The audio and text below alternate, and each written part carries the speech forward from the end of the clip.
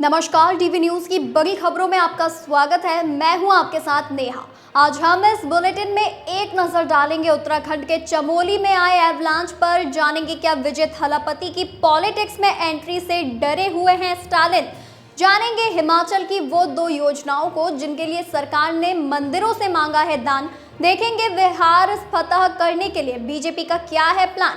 एक नजर डालेंगे दिल्ली सीएजी रिपोर्ट पर भी और आखिर में जानेंगे दिल्ली में कैसे साफ होगी यमुना नदी और क्या है इसको लेकर प्लान।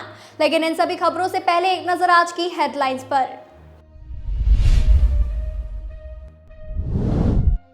पुणे में सरकारी बस में दुष्कर्म केस का आरोपी अरेस्ट। गन्ने के खेत में छिपा था युवक, पानी पीने गांव में आया तो लोगों ने दी पुलिस को खबर।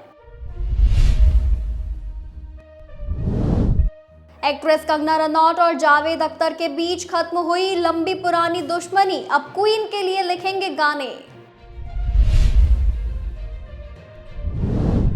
संभल की जामा मस्जिद पर एएसआई का खुलासा, हाईकोर्ट में पेश की गई स्टेटस रिपोर्ट। एएसआई ने मस्जिद के अंदर स्वरूप में किए गए बदलावों का किया जिक्र।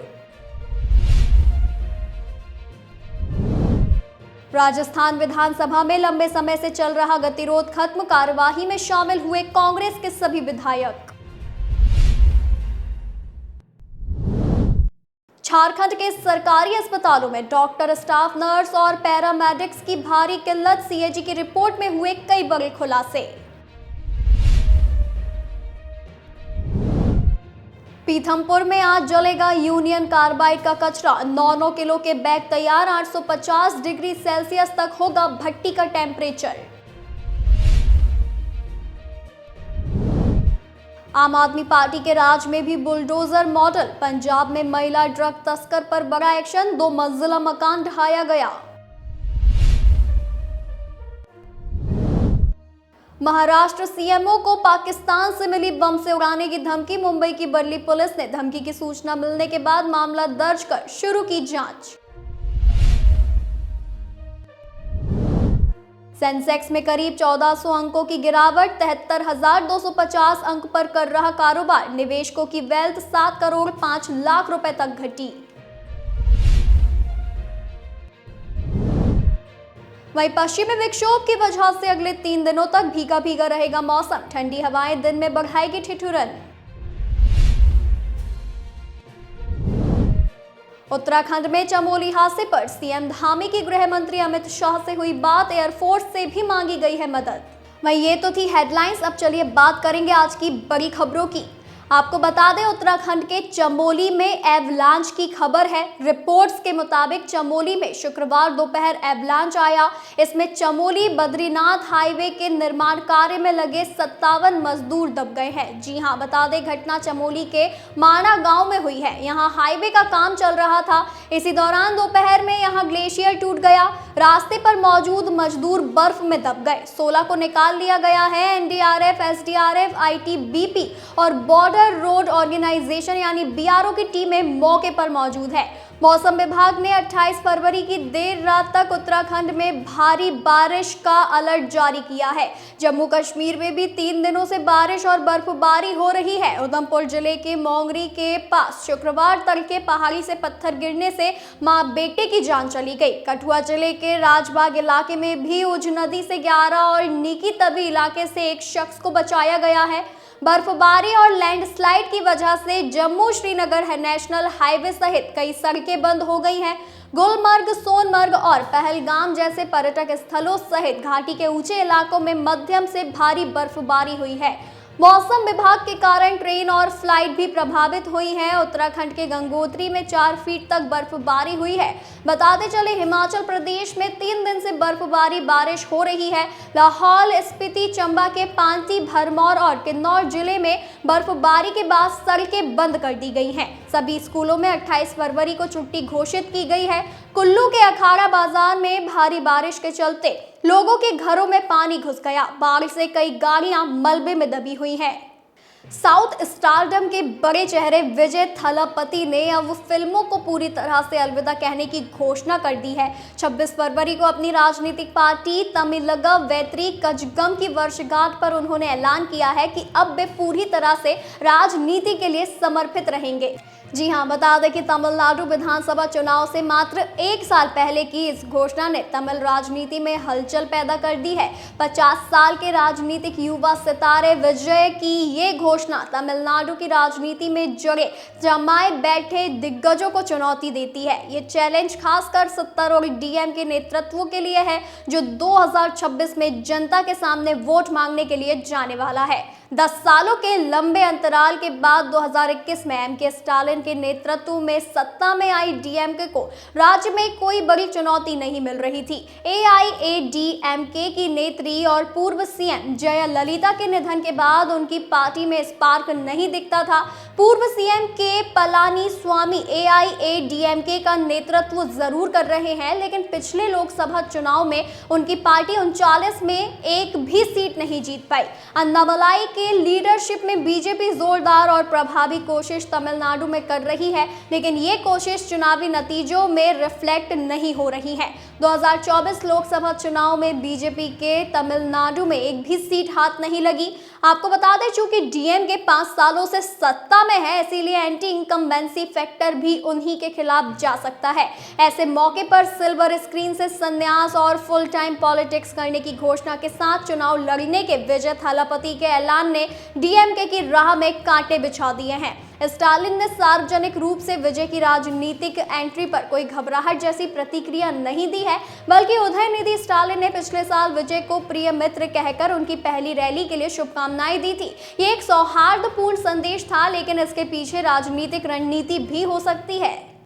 हिमाचल प्रदेश इस समय आर्थिक संकट का सामना कर रहा है। इसी बीच सीएम सुखबिंदर सिंह सुक्खू ने 2 योजनाओं के लिए मंदिरों से आर्थिक सहायता मांगी है। जी हां, आपने सही सुना। आपको बता दें, उन्होंने मंदिरों को मिलने वाले चढ़ावे से धन की मांग की है।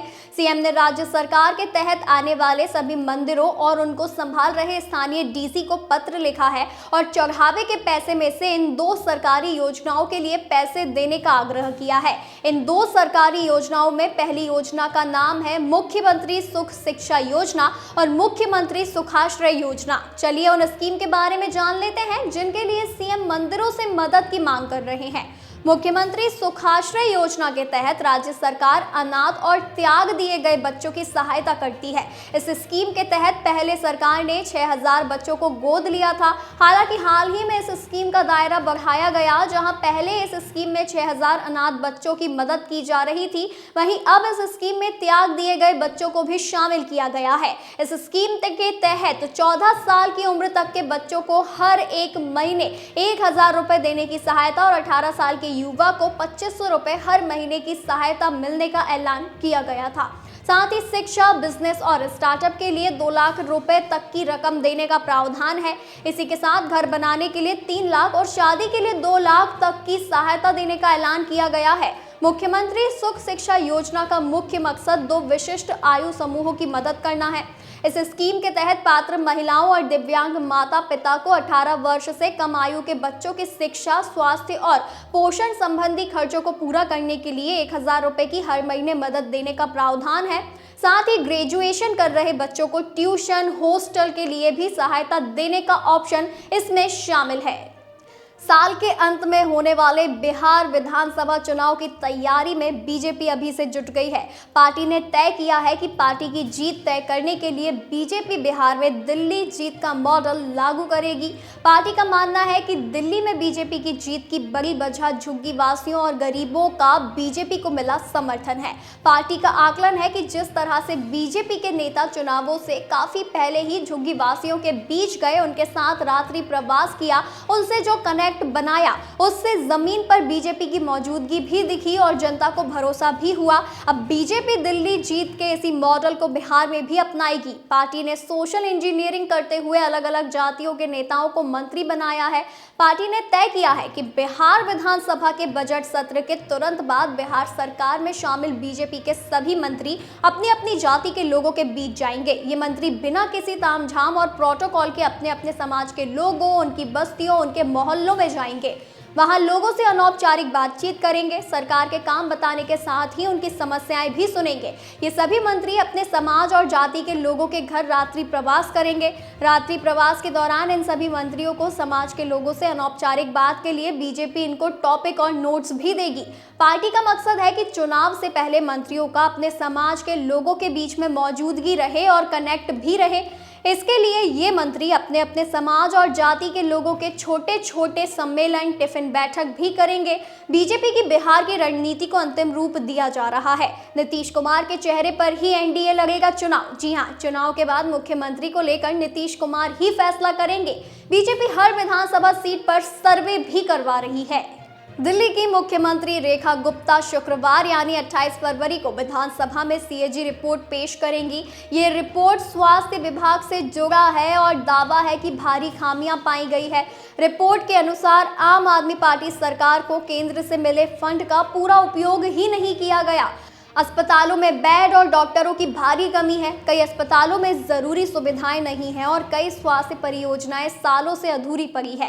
कैग की रिपोर्ट के मुताबिक केंद्र सरकार ने आम आदमी पार्टी सरकार को कोविड से निपटने के लिए 787 करोड़ 91 लाख रुपए दिए थे, लेकिन इसमें से केवल 582 करोड़ 84 लाख रुपए ही खर्च किए गए।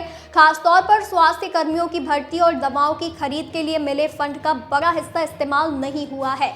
रिपोर्ट बताती है कि 52 करोड़ रुपए में सिर्फ 21 करोड़ 48 लाख रुपए ही कर्मचारियों की भर्ती पर खर्च हुए।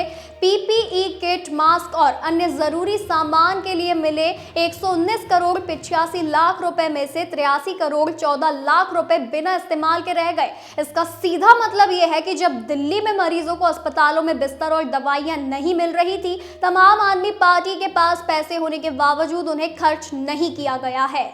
दिल्ली विधानसभा चुनाव के दौरान भारतीय जनता पार्टी यानी भाजपा ने यमुना नदी को साफ और स्वच्छ बनाने का वादा जनता से किया था। आपको बता दें, चुनाव में मिली शानदार जीत के बाद अब ये जिम्मेदारी नई भाजपा की सरकार की हो गई है कि यमुना को साफ करे। प्रधानमंत्री नरेंद्र मोदी खुद इसको लेकर अपनी प्रतिबद्धता जता चुके हैं। अब एक सुखद खबर भी सामने आ रही है कि केंद्र सरकार ने दिल्ली में यमुना नदी की सफाई करने के लिए एक यमुना मास्टर प्लान तैयार किया है। इसे जल्द ही प्रधानमंत्री नरेंद्र मोदी की मंजूरी के लिए पेश किया जाएगा। रिपोर्ट में सूत्रों के हवाले से इसकी जानकारी दी गई है। आपको बता दें कि यमुना की सफाई बीजेपी के साथ साथ आपके लिए भी प्रमुख चुनावी मुद्दा था। पिछले सप्ताह दिल्ली के उपराज्यपाल वीके सक्सेना के आदेश के बाद प्रधानमंत्री मोदी के चुनावी वादे के तहत दिल्ली में यमुना की सफाई की प्रक्रिया शुरू कर दी गई है। सूत्रों के अनुसार यमुना मास्टर प्लान के लिए जल शक्ति मंत्रालय ने विशेषज्ञों से परामर्श किया है। इन्हीं विशेषज्ञों ने गुजरात के साबरमती नदी किनारे एक रिवर फ्रंट भी बनाया था। इसके अलावा बता दें कि मंत्रालय द्वारा कुछ बैठकें भी आयोजित की गई हैं। आपको बताते चले कि यमुना सफाई परियोजना के 4 प्रमुख तत्व हैं: कचरे और कीचड़ का निष्कासन, प्रमुख नालों की सफाई, सीवेज ट्रीटमेंट प्लांट की कड़ी निगरानी और इसका विस्तार करना। ये तो थी हमारी आज की कुछ खास और बड़ी खबरें। ऐसी ही जानकारी के लिए बने रहिए टीवी न्यूज़ के साथ।